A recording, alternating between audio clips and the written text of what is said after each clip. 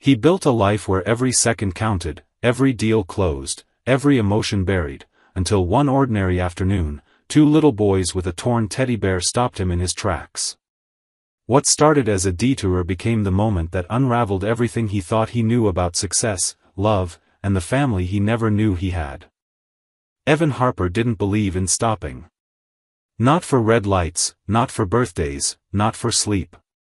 His world ran on deadlines, back-to-back meetings, and the silent hum of his phone buzzing against his wrist every 5 minutes.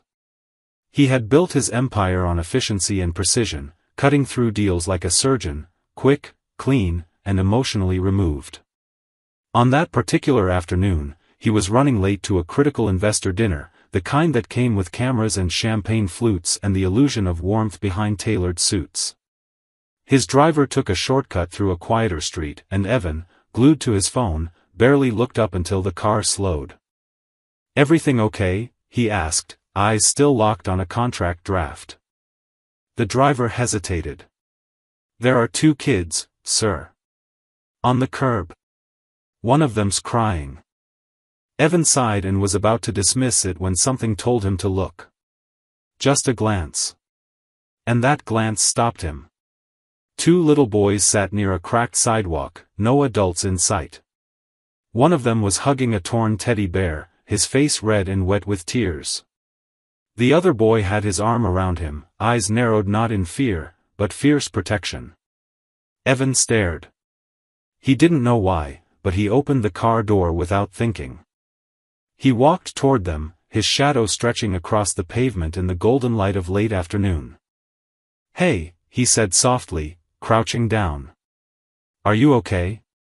The boy with the dry face spoke. "He tore bear. On accident. Now he's sad." Evan blinked. "Bear?" The sobbing twin turned the toy toward him. It was an old plush bear, seam split down the middle, one button eye missing. Its stuffing peeked through like a wound. Evan felt something twist inside him. Something he hadn't felt in a long time. Not pity. Something deeper. Recognition, maybe. "Is bear yours?" he asked. Both boys nodded. Evan glanced back at his car, at the open door and the flashing phone on the seat. Then he looked back at them. "What's your name?" "I'm Lucas," said the dry-eyed one. "He's Liam." Lucas and Liam, Evan repeated slowly. The names sank into him. He paused, then said, "How about we go get bear fixed?" Liam sniffed and looked up. "Really?" Evan nodded. "Really. My car's right there." Lucas hesitated. "We're not supposed to go with strangers." Evan smiled a little.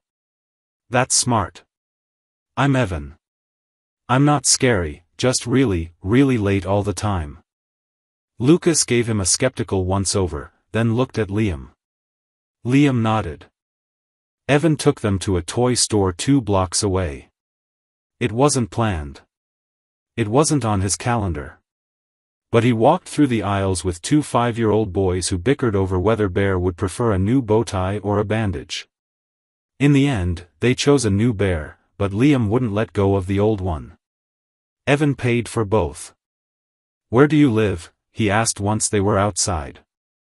"Right there," Lucas said, pointing toward a row of modest homes across the street. He walked them to the door, carrying the new bear and helping Liam hold on to the old one. Lucas rang the bell. The door opened. And Evan's entire world flipped. Because standing there, in a faded sweater and shock in her eyes, was Olivia Bennett. She looked older, maybe thinner, but still her. Still the woman he'd walked away from 6 years ago because he believed timing mattered more than love. She stared at him. "Evan?" His voice caught before he could answer. She looked down at the boys, then back up at him. He suddenly couldn't breathe. Because in Lucas and Liam's eyes, in the shape of their noses and the angle of their jaws, he saw himself. And for the first time in years, Evan Harper was completely, utterly unprepared. Olivia didn't move.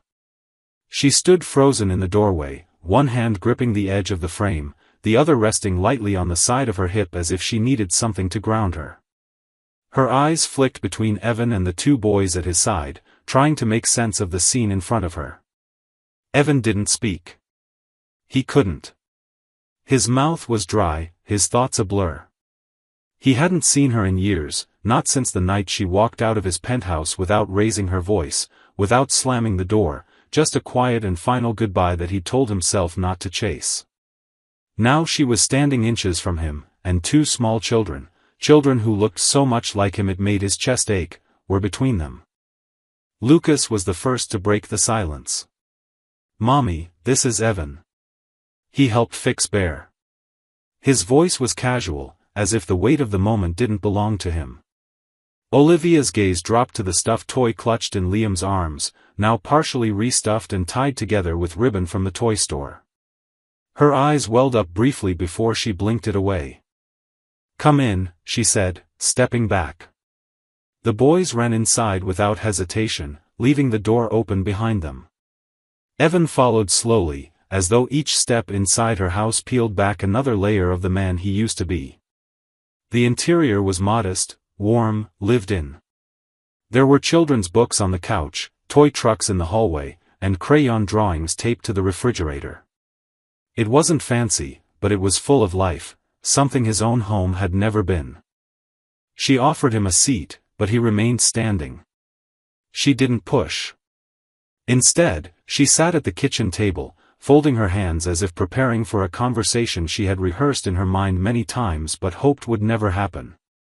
"You didn't know," she said, not accusing, not soft, just stating it plainly.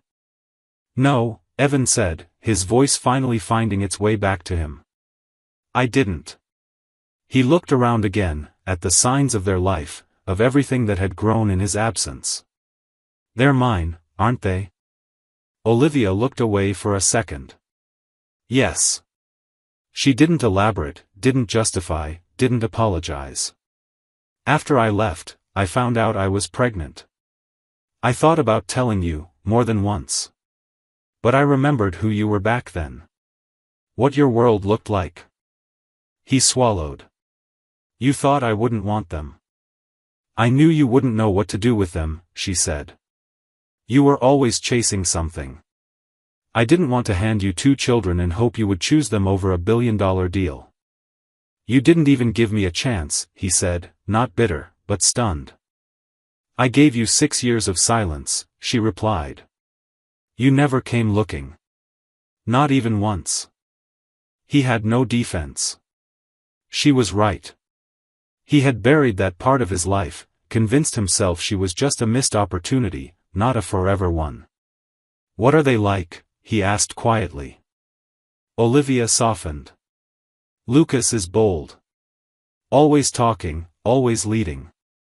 Liam is gentler. Quiet, but sharp. They're both curious and kind. They're everything." Evan nodded slowly. "They're incredible." There was a pause between them. Not tense. Just full. "I didn't keep them from you out of spite," she said. "I kept them safe. I kept them small, and happy, and whole. I did what I thought was right."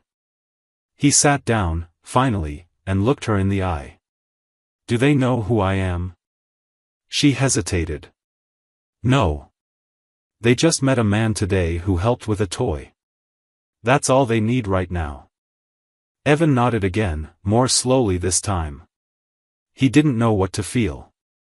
Guilt and awe and disbelief twisted together. "What do you want from me?" he asked, but there was no edge in the question. Olivia looked tired. "I don't want anything. I don't need your money. I've built this life for them, and it works. But if you're going to be around, you have to mean it. You don't get to come and go." He met her gaze. "I don't want to go. I just don't know how to stay." Her expression didn't change, but something in her posture eased. "Then you can start by coming back tomorrow." He stood up, walked to the door, then turned around. "I'll be here at 9. This time, Olivia didn't nod or smile. She just watched him go, and when the door closed behind him, she exhaled the breath she didn't realize she'd been holding for 6 years. Evan arrived the next morning 10 minutes early. He parked 2 houses down and sat in the car for a full minute before getting out. He wasn't sure why he was nervous. He had walked into multi-million-dollar meetings with less hesitation, but standing on Olivia's porch with his hands in his pockets, he felt something unfamiliar creeping under his skin. He rang the doorbell once and heard footsteps inside. When the door opened, it wasn't Olivia who greeted him. It was Lucas, still in his pajamas, holding a cereal bowl in one hand and a plastic dinosaur in the other. "You said 9, Lucas said, squinting at him like a tiny manager checking attendance. Evan smiled. "I know. I was early." Lucas nodded once, satisfied. "Come in. We're eating breakfast." He turned and walked away without waiting for an answer. Evan stepped inside and closed the door behind him, still adjusting to how quickly he'd gone from stranger to tolerated presence. The smell of toast and maple syrup filled the air. Liam sat at the kitchen table with his chin resting on one hand, staring into a bowl of cereal, half awake and blinking slowly. Olivia stood at the stove, flipping pancakes with a casual ease that made the whole place feel like a world far removed from Evan's. She glanced over her shoulder when she heard him come in and gave him a slight nod. No smile, no words, just acknowledgement. He offered to help, awkwardly, but she waved him toward the coffee pot instead. "If you want to be useful, pour yourself a cup and survive their morning energy." Evan poured coffee and sat across from Liam, who studied him for a second, then pushed a small toy truck across the table without a word. Evan picked it up and examined it like it was fragile glass. "Cool truck," he said, and Liam gave a tiny smile before going back to his cereal. Over the next 20 minutes, Evan helped clean syrup off the table, put away dishes, and watched Lucas give an overly dramatic retelling of how Bear was almost beyond repair but saved by the power of teamwork. Olivia didn't interfere. She let the boys speak, corrected them gently, and let Evan fumble through figuring out where the forks went. It was the most domestic thing he had done in a decade, and it felt strange, almost dreamlike. And yet, not unpleasant. When the boys went to the living room to build a fort out of blankets and couch cushions, Evan stayed behind to help Olivia finish tidying up. The silence between them wasn't tense, it was cautious. Like neither of them knew what version of themselves they were supposed to be now. "I didn't expect you to come back," Olivia said finally, wiping crumbs into her palm and brushing them into the sink. "I didn't expect to want to," Evan admitted, watching her carefully. "But I did. I still do." She rinsed her hands and turned to him. "You're not here for me, Evan. You're here for them. Don't confuse the two." "I know," he said quietly. "But that doesn't make this any less overwhelming." "It is overwhelming," she agreed. "For me too. But I've had 5 years to learn how to survive it. You haven't." Evan looked down at his hands. "I don't even know how to be around them. They ask me things I don't know how to answer." "Then don't pretend," she said. "They don't need you to be perfect. They just need you to be here when you say you will." He nodded, absorbing that like advice he wasn't sure he deserved. "Can I see them again tomorrow?" She hesitated for a second, then said, "Only if you help fold the laundry this time." He almost laughed. "Deal."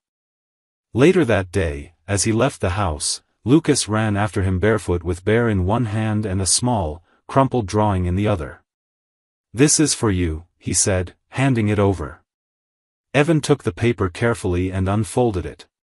It was a drawing of 3 stick figures holding hands, with a brown scribble next to them labeled Bear. Underneath, in blocky kid handwriting, was the word us. Evan didn't know what to say. He knelt down slowly and looked Lucas in the eyes. "Thank you. I'll keep it forever." Lucas grinned. "You better." I used my best crayons. Evan stood, folded the drawing like it was gold, and walked back to his car. He didn't turn on the engine right away. He sat there, staring at the picture in his hands, and felt something shift in his chest, not quickly, not all at once, but undeniably. For the first time in his life, he didn't want to be anywhere else. By the end of the week, Evan had visited 4 times. Each time felt a little less foreign, a little more like something he was allowed to step into. The boys began to expect him, not just as the man who brought toys or helped clean up spilled juice, but as someone who was simply there. They called for him when they wanted something off the top shelf or when the blanket fort collapsed. Lucas started climbing into his lap without asking first. Liam began whispering secrets to him, the kind that only made sense to 5-year-olds but still felt like trust. Evan didn't know how to name the feeling it gave him, maybe it was joy, maybe guilt, maybe something that hadn't fully formed yet, but he welcomed it. Olivia remained cautious. She didn't let her guard down easily, and Evan understood that. He had earned her distance. Still, she was fair. She didn't shut him out. In the quiet moments between the chaos of the kids and the routines of daily life, they sometimes found themselves standing near each other for just a second too long, exchanging looks that felt full of history and hesitation. Evan didn't push. He knew this wasn't about reclaiming the past. This was about building something new, even if it started from broken pieces. One afternoon, Olivia was folding laundry on the living room floor while Evan helped the boys assemble a complicated pirate ship made of plastic and too many instructions. Liam lost a piece and began to cry in frustration, but Evan sat beside him and said, "It's okay. We'll find it. Or we'll make a new one." Liam didn't argue. He just leaned against Evan's side quietly until Lucas returned triumphantly with the missing piece. Olivia watched all of it silently, then returned to her folding, her eyes softer than usual. That night, after the boys had gone to bed, Olivia offered him tea. It was the first time she'd done so, and he didn't miss the gesture. They sat in the kitchen, the lights low, voices quiet so as not to wake the kids.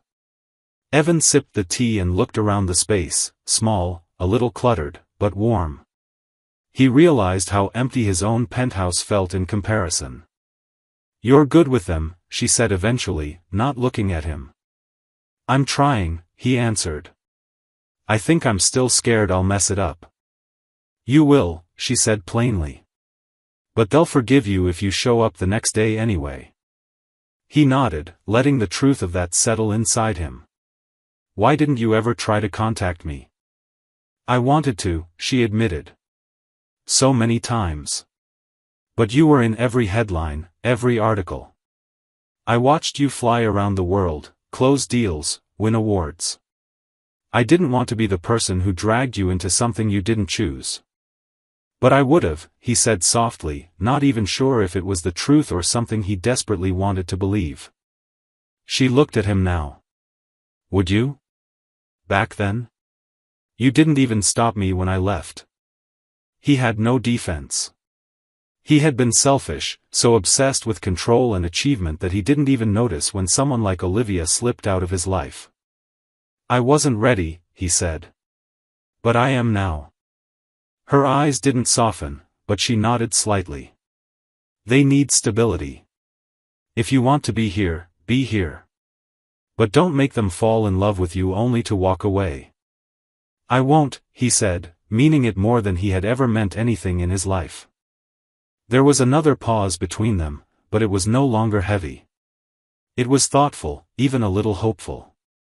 They finished their tea in silence, and when he left that night, she walked him to the door. As he stepped outside, she said, "Same time tomorrow?" He turned, met her gaze, and replied, "Earlier, if you'll let me." That night, as he drove home, Evan didn't turn on the radio. He didn't check his phone. He didn't return the 3 emails his assistant had sent marked urgent. Instead, he rolled down the window and let the night air rush in, realizing for the first time that slowing down didn't mean losing control. Sometimes, it meant finally choosing the right things. Evan started arriving earlier each morning. At first, it was just to help Olivia with breakfast or the morning rush of getting the boys dressed and ready, but soon it became more than that. He began picking up little things on the way over, juice boxes they liked, band-aids with cartoon characters, socks that matched because Olivia always seemed to be looking for a missing pair. He noticed everything now, not just what was said but what was left unsaid, the tiredness in her eyes, the moments when the boys fought and she didn't have the energy to step in, the way she pressed a hand to her forehead when no one was looking.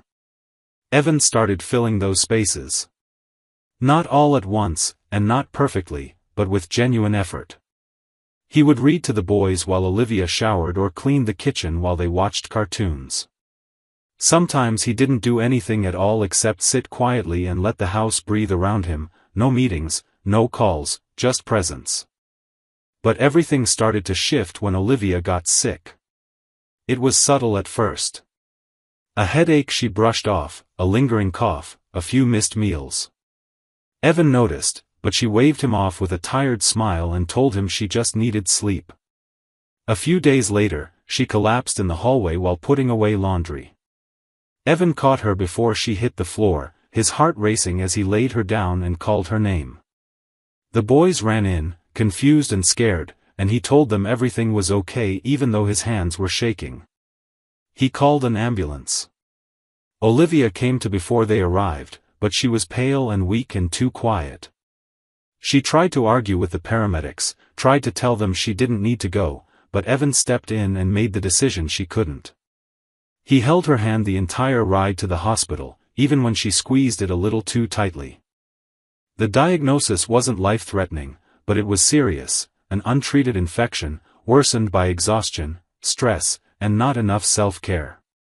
The doctor looked at Evan as if he was the husband and explained everything in a tone reserved for family. Evan didn't correct him. He listened, asked questions, and signed papers when Olivia was too tired to hold a pen. She was admitted for a short stay. Rachel, the neighbor, agreed to watch the boys while Evan stayed at the hospital. He didn't leave her side.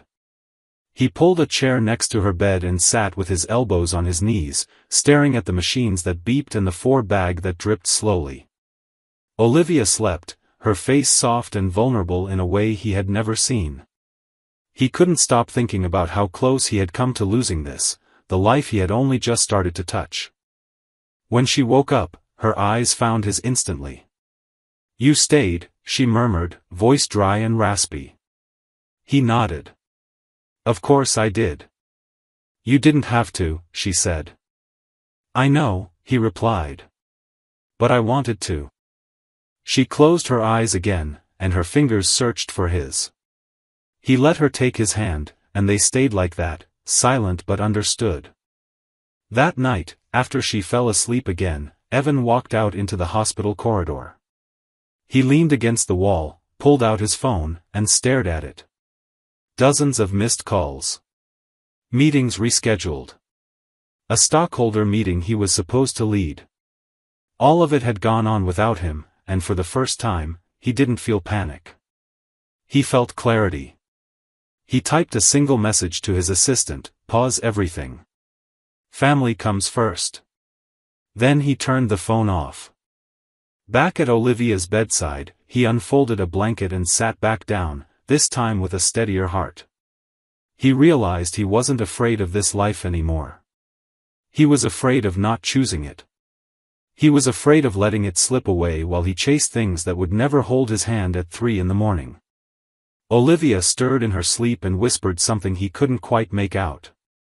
He leaned in, brushing her hair from her forehead, and whispered back, "I'm not going anywhere." And for the first time, he meant it with every piece of who he was. Olivia stayed in the hospital for 4 days. During that time, Evan stepped into a version of himself he never knew existed. He woke the boys up each morning, made them cereal, tried and failed to comb their hair evenly, and let them wear mismatched socks when they insisted it was part of their style. He walked them to preschool, held their hands as they crossed the street, and tried to hide how nervous he was about doing it all wrong. But the boys didn't seem to notice. Lucas told him stories the entire way, about a magic lizard with flying powers, while Liam quietly picked flowers and handed them to Evan one by one. At the end of every day, Evan sat in the hospital next to Olivia's bed, updating her on everything, what the boys ate, what they argued about, the exact shape of the cloud Liam said looked like a dinosaur. She smiled, weak but warm, and listened like it was the most important briefing she'd ever received. The nurses began to talk. One of them, a young woman with kind eyes, whispered to Evan one evening, "You're doing better than most dads who've been doing this for years." He didn't know how to respond to that, because he still felt like he was learning how to breathe in this new life. He hadn't signed a single contract, hadn't checked the market in days, and he didn't miss any of it. Instead, he found himself looking at the clock every few hours, counting down the minutes until he could be back at her side, or back with the boys building pillow forts and burning grilled cheese. On the last night before Olivia was discharged, she turned toward him in the dark room. Her voice was stronger now, but quiet. "You didn't have to step in like this." "I know," Evan said, shifting in the chair. "But I wanted to." "I kept them from you," she whispered, eyes on the ceiling. "I thought I was doing the right thing. Maybe I wasn't." Evan leaned forward, resting his arms on his knees. "You were. Back then, I wasn't ready. I would have ruined everything.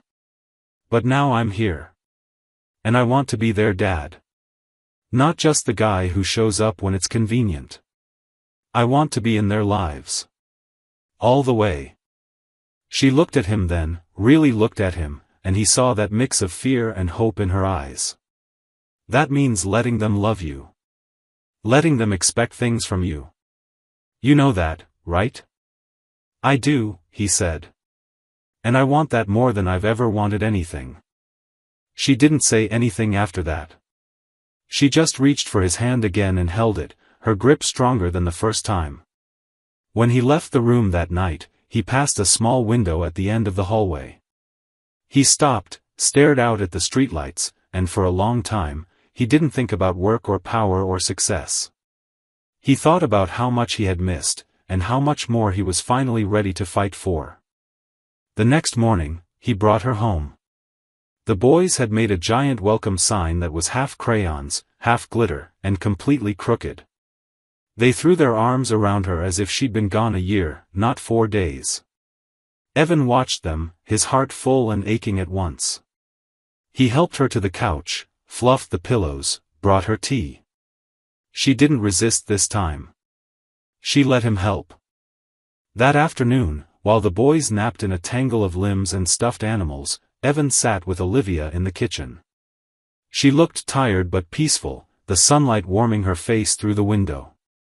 "They love you already," she said softly. "They're just too young to know how rare that is." "I don't take it for granted," he said. "I don't take any of this for granted." She smiled at him, and for the first time, it didn't feel guarded. "So what now?" He exhaled slowly. "Now I make sure I never give them a reason to question that I'm staying." And he meant it. Every word. Every breath. Because for once, Evan Harper wasn't chasing something more. He had already found it. He just needed to hold on. The following weeks moved in quiet, steady waves, no longer defined by chaos or crisis but by the kind of normalcy Evan had never experienced before.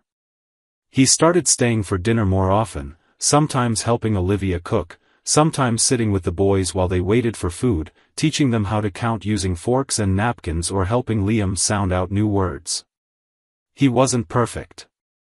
He still burned toast, still occasionally said the wrong thing or forgot to pack snacks, but each day he stayed, each morning he showed up again, something inside the boys seemed to settle.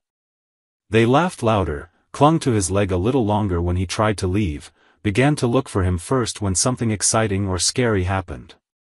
The house started to absorb his presence as if it had always made space for him. One evening after dinner, while Lucas and Liam were building towers out of cereal boxes and giggling over whether Daddy Evan could build one taller, Olivia called him into the kitchen. She had her phone in her hand, her expression unreadable. She handed it to him without a word. On the screen was a headline, his name, his company, and a photograph of him holding Liam outside the preschool. The article speculated about his disappearance from the corporate spotlight, about the identity of the children, and whether the shift in his priorities meant instability within the Harper Group. He read the first few lines and stopped. His jaw tightened, but not in anger. He handed the phone back to her and leaned against the counter.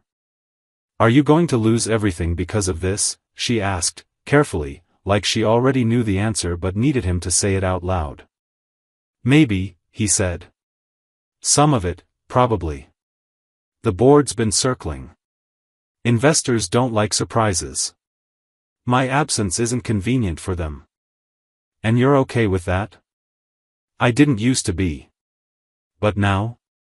He looked through the doorway where the boys were laughing, climbing into a pillow fort that had half collapsed. "Now I think I finally understand what it means to be rich. It's not in numbers or control. It's in showing up, being needed, being loved without earning it. I never had that before. I don't care if they take my title. I've already traded it for something better." Olivia stared at him, the weight of his words resting between them. For so long, she had held the burden of raising their children, of keeping them safe and loved without help. Now, for the first time, she believed she might not have to do it alone anymore. Later that night, after the boys had fallen asleep, Olivia and Evan sat on the couch with a blanket over their legs and the sound of the city humming faintly outside the window. There was no need to fill the silence. But she broke it anyway. "I spent so long convincing myself I didn't need anyone. That letting someone back in would only cost me more than I had left to give." "I know," he said. "I did the same thing with my own life.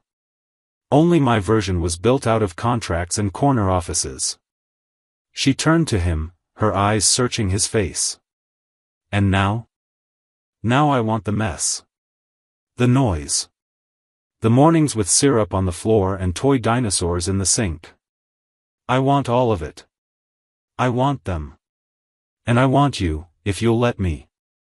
Her expression didn't shift dramatically. There was no sudden tear, no cinematic gasp. Just a long breath. Then she leaned in, placed her hand over his, and rested her head on his shoulder. "I'm not promising easy," she said. "I'm not asking for easy," he replied. "I'm asking for real."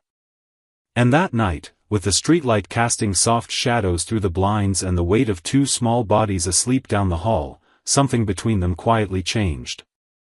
It wasn't a beginning. It wasn't a return. It was something new. Something stronger. Something earned. Fall settled in slowly, painting the trees in warm shades of amber and rust, and the world around them seemed to quiet just enough for Evan to realize how far he had come. The boys had begun kindergarten, their backpacks slightly too big for their shoulders, their laughter echoing down sidewalks as they raced to school every morning with Evan walking behind them, holding their lunchboxes and trying to keep up. Olivia returned to work part-time, taking on small design projects from home, her spark returning more and more each day. The chaos in their home never disappeared, it was loud and messy and alive, but for Evan, it had become the only kind of success that mattered. He didn't return to the Harper Group. When the board tried to lure him back with offers and restructured contracts, he declined. There was no bitterness in his refusal, only clarity. The company had been his identity for so long that walking away should have felt like failure. But it didn't. It felt like freedom. He redirected his energy into smaller projects, local startups, nonprofits, things that allowed him to stay close to home. It wasn't the empire he once chased, but it was something he built with purpose. Something he could leave behind with pride. One afternoon, he stood in the kitchen helping the boys decorate cookies shaped like pumpkins, their hands covered in frosting and sugar, their laughter loud and uninterrupted. Liam insisted that Bear needed a cookie too, placing a small one in front of the old plush toy, still patched but well loved. Lucas explained that the orange sprinkles were magic, and if Daddy ate them, he would never be tired again. Evan pretended to be amazed, exaggerating every bite until both boys collapsed into giggles. Olivia watched from the doorway, arms crossed, a smile tugging at her lips, and in her eyes was something unspoken, recognition, peace, maybe even love. That evening, after the boys had gone to bed and the kitchen was clean again, Evan handed Olivia a small box. She looked at him, eyebrows raised. "What's this?" she asked, but there was a softness in her voice. He shrugged, trying to keep it casual. "Something small." She opened it slowly, and inside was a key. Not shiny and new, but worn slightly at the edges. "It's to the house 2 blocks from here," he said. "I bought it last week. Not to take you away from this place, but to grow into something bigger. Something that's ours. If you want it." Olivia stared at the key for a long moment, then looked up at him. "You really aren't going anywhere, are you?" He stepped closer. "Not unless you kick me out." She smiled, the kind of smile that started in her eyes and settled into her chest. "Then I guess we better start packing." Months passed, then a year. The house became a home. The boys flourished, their rooms painted in their favorite colors, filled with books and stuffed animals and small, chaotic dreams. Evan found peace in the quiet mornings, the smell of pancakes, the way Olivia reached for his hand when no one else was looking. He wasn't the same man who once rushed through life, always chasing the next deal. He was slower now, more deliberate, and far more present. One night, as they sat in the backyard under a sky full of stars, the boys asleep upstairs and the world soft around them, Olivia leaned her head against his shoulder. He looked at her, the woman who had once walked away to protect her children, and whispered, "You saved me, you know." She didn't answer right away. Then she whispered back, "No. You showed up. You saved yourself." He held her hand tighter and closed his eyes, the cool breeze brushing against his skin. He finally understood what it meant to be full, not of success or status, but of meaning, of family, of quiet moments that made a life. And in that stillness, Evan knew he had everything he'd ever been searching for. He just hadn't known it looked like this.